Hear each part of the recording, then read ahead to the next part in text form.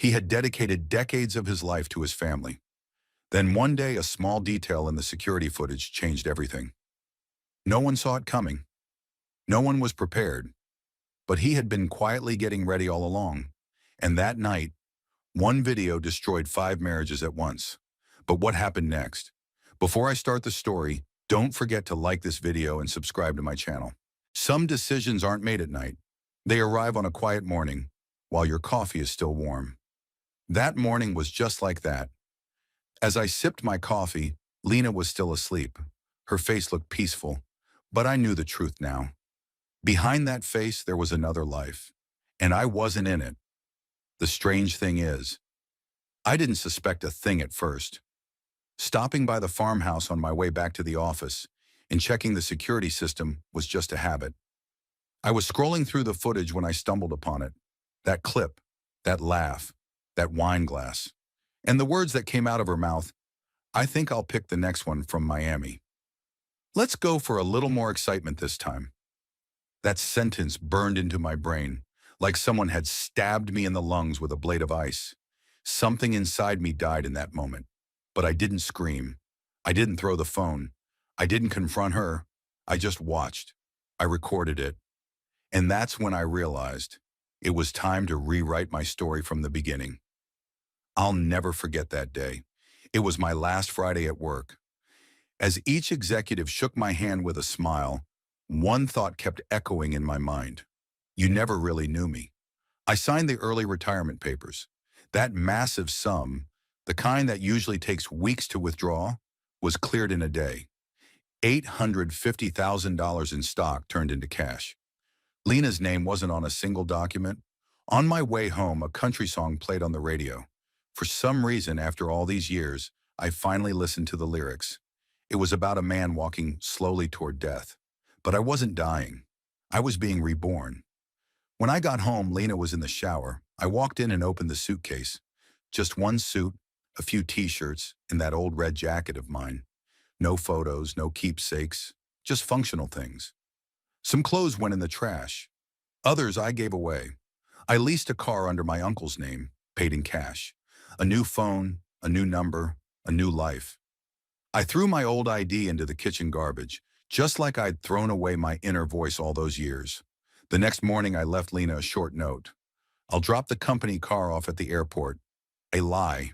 The car was already gone, but I didn't want her to suspect anything. Not yet. 2 days later, I was at the farmhouse.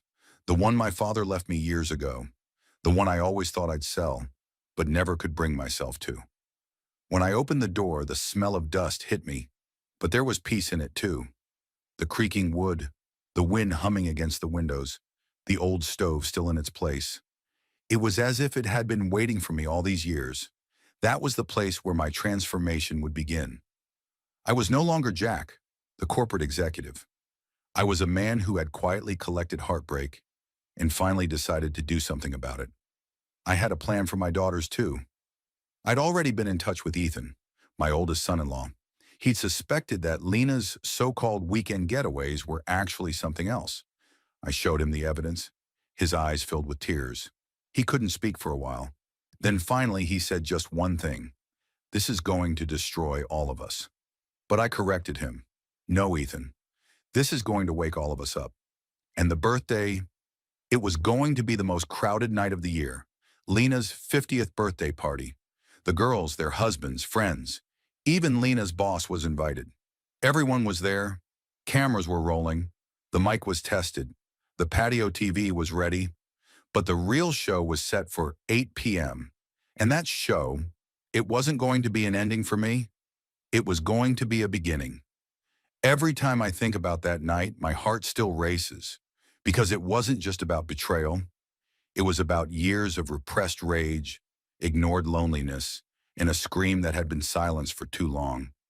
And there I was, ready to expose everything, in one sentence, in one video. But they had no idea.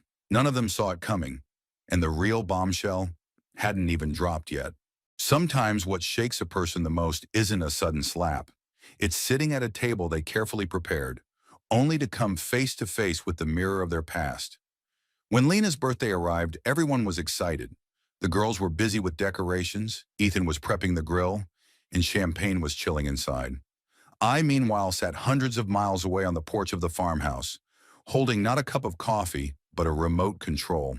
And when I pressed that button, no one's life would stay the same. Lena showed up early that morning. She wore a casual dress, but the expensive box she carried hinted at something more. A fancy outfit for the night. Who was she dressing up for? Not for me. That day, her makeup was layered with the weight of years gone by. By 6 p.m., guests began arriving. Old friends, co-workers, even Lena's boss and his wife. And of course, Eric Sanders, the man she went on weekend seminars with, was there too, with his wife, Vanessa. The moment Lena saw Eric, a shadow passed over her eyes. My daughter Lauren leaned in and whispered to her, "I invited him. Your boss always spoke highly of you, and his wife wanted to meet you." Lena nodded with a forced smile. But I saw it, the panic in her eyes, that look, that face, like a child caught in a lie.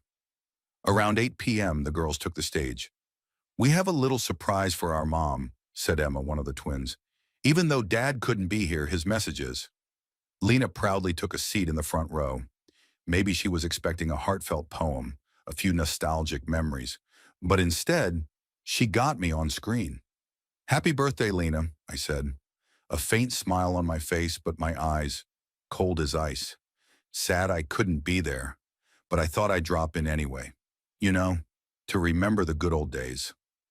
The room filled with murmurs. Some smiled, others shifted uncomfortably. Lena sat stiffly, hands on her knees, forcing a nervous grin. This year we held our first grandchild. Our youngest daughter got married. We were even planning our second honeymoon. But then something happened.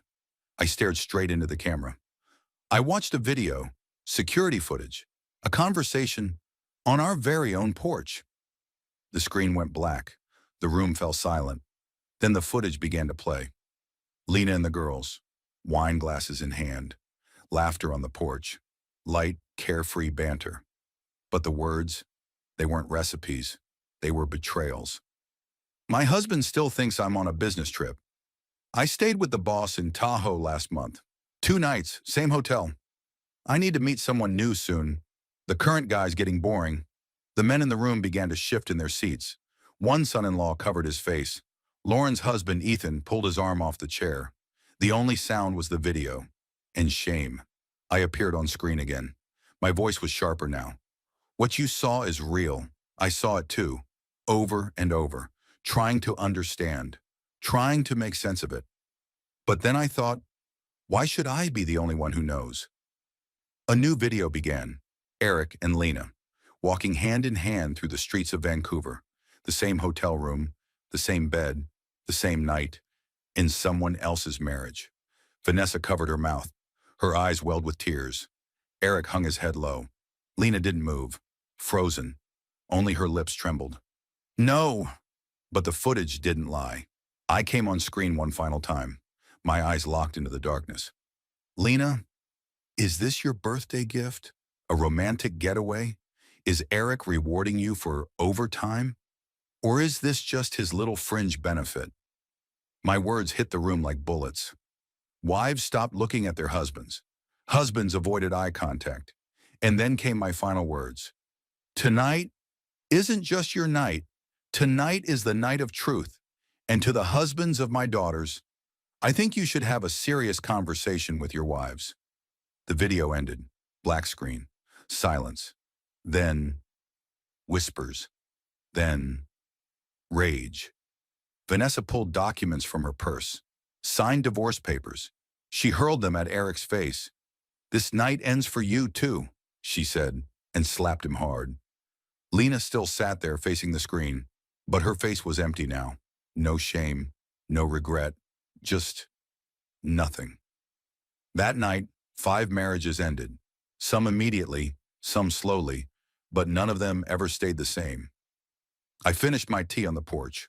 My eyes stared into the distance, into the stars, and one thought echoed in my mind. This was only the beginning. When a marriage ends, everything doesn't disappear overnight. The indent on the pillow still lingers. Her scent clings to the corner of a closet. But I had left without a trace, or at least I thought I had. After the birthday party, everything tied to Lena felt worthless in my eyes. But there was one person I couldn't get out of my mind. The woman whose eyes filled with tears when she saw that footage. Vanessa Sanders. And that's where fate played its most ironic card. Vanessa was the wife of Lena's boss. And the sister of my divorce attorney, Rachel Miller. That footage didn't just end my marriage, it shattered Rachel's world too. Because the man in that video was her own husband. The first time Rachel called me, her voice trembled. "Jack, we're on the same side," she said.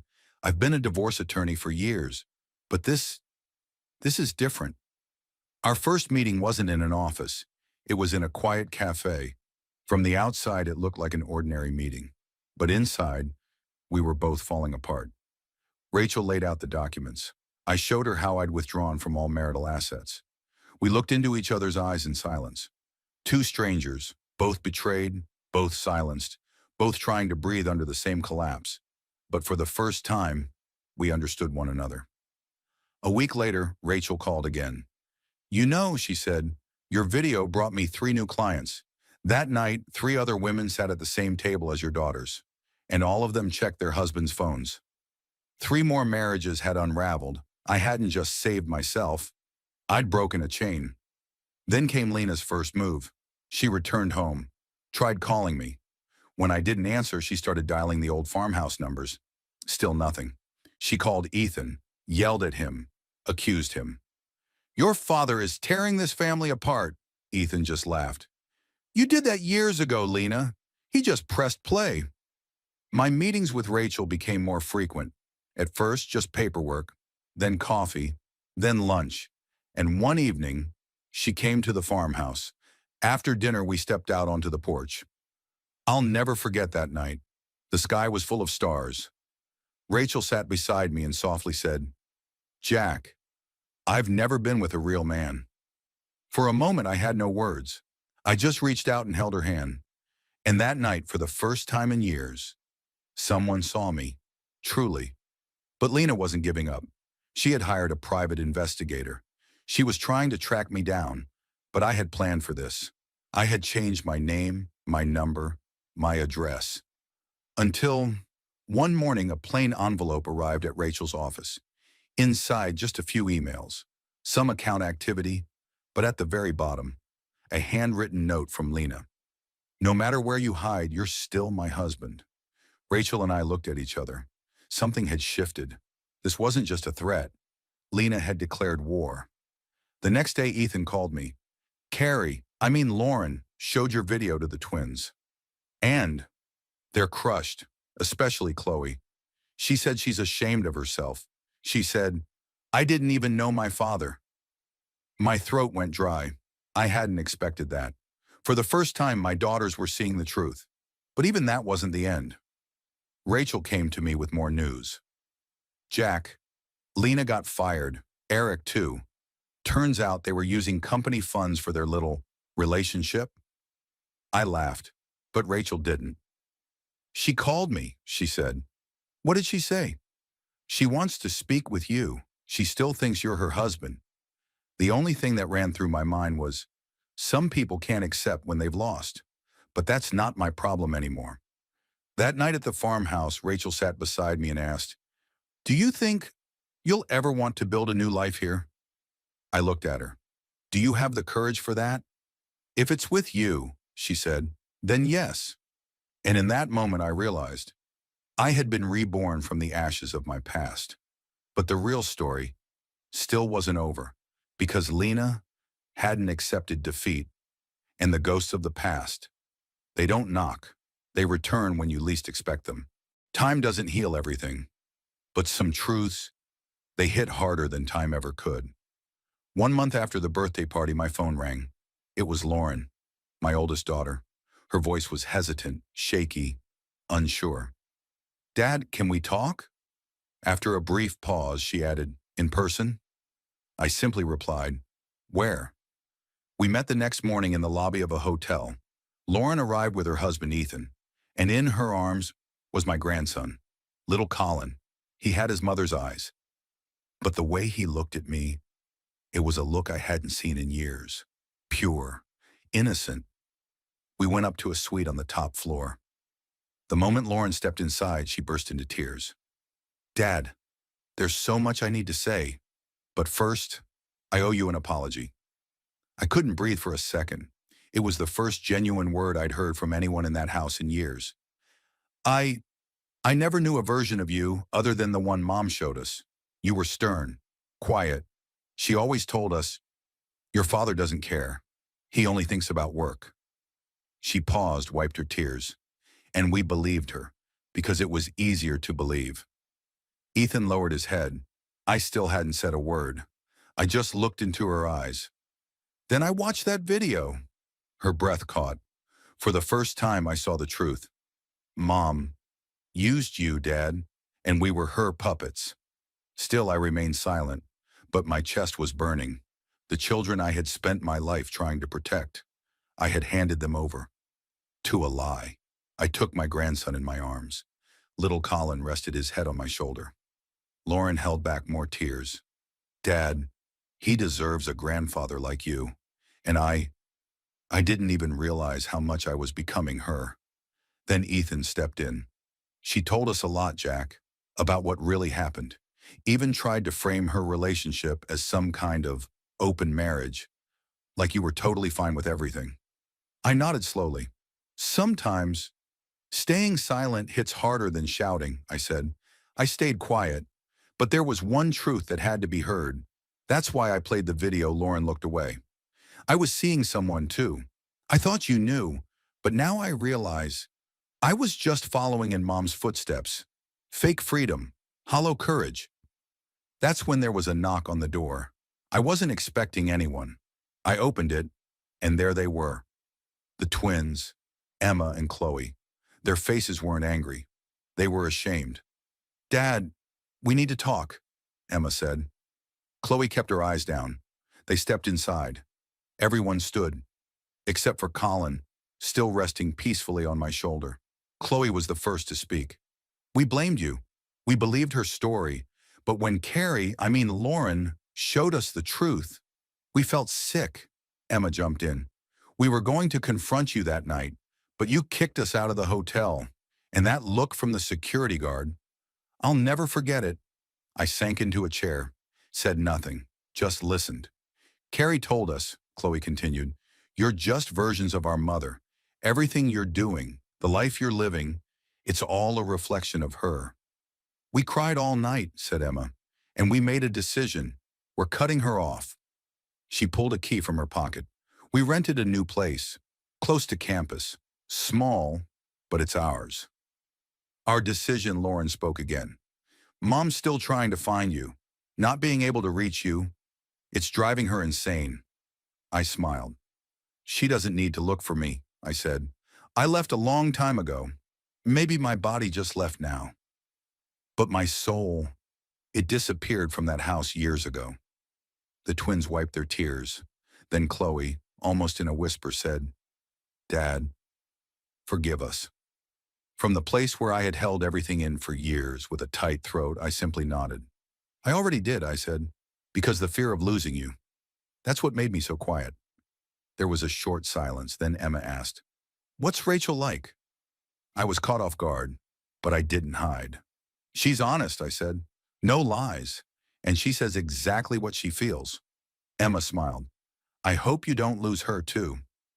Then Chloe reached into her pocket and pulled out a folded letter.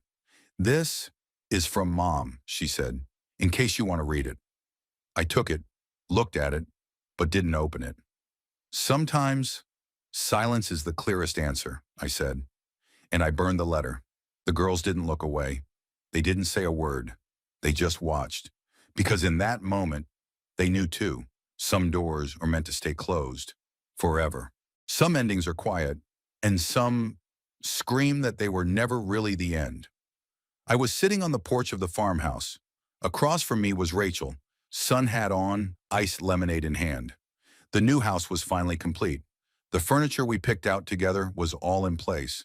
The twins had started reaching out again, And Lauren was bringing my grandson almost every week. And Rachel, she was pregnant, 4 months along. We didn't want to know the gender. We said it would be a surprise.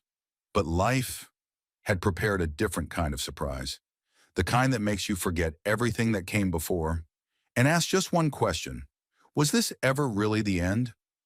That morning, Rachel had gone in for a routine checkup. I stayed home, leveling out the edge of the field with the tractor. Then my phone rang. The number wasn't familiar. I answered. Jack Turner? Yes. There's someone here asking to see you, but we need to verify a few things first. I hesitated. Who is it? There was a pause, then a whisper. Lena Turner. I froze. 2 hours later, I was at the sheriff's office. Lena sat behind a glass window. Her hair was a mess, eyes sunken, hands trembling. The sheriff lowered his head and said, She called us. Requested protection.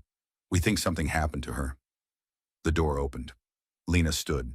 The moment she saw me, tears began pouring down her face. But this time, it was different. There was no remorse in her cry, only panic. Jack! Her voice cracked. I made a mistake. I didn't just lose you. I lost everyone. But this is bigger than me. I narrowed my eyes. What is? She pulled a wrinkled photo from her pocket. In it was Rachel, smiling. But in the background, a faint shadow caught my attention. Lena stammered. That man, Rachel's ex-husband, Eric, he wasn't just involved with me. He's still in touch with her. And the baby, it hit me like a spike to the brain. What baby? Lena locked eyes with me. The child Rachel is carrying. My eyes widened. No, this couldn't be. What are you saying? She held her breath. Rachel lied to you, Jack. That baby, it's not yours. The world fell silent. Even the sheriff's voice faded into the distance. My heartbeat echoed in my ears. I leaned against the wall just to stay on my feet. No, I said. You're just digging up the past. You want revenge. But Lena shook her head. After the video, Eric tried to get back with Rachel.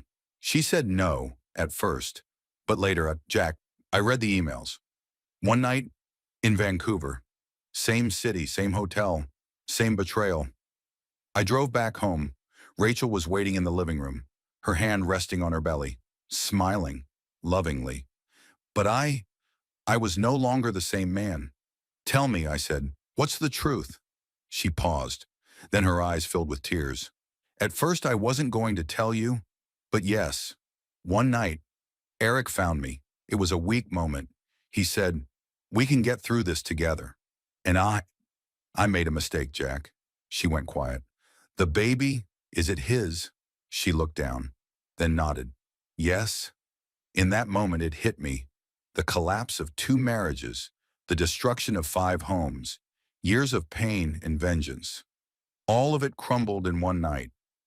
I thought I'd moved on, started fresh, but it turns out this was just the last page of the same damn book.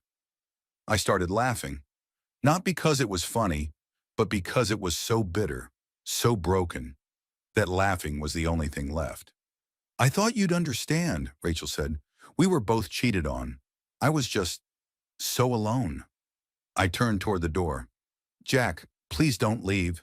This child, whatever happened, it's my mistake. But I never meant to lie to you. I just never found the right time. At the threshold, I spoke, without turning back. I lived in a lie for years, Rachel, and I thought I'd finally found something real.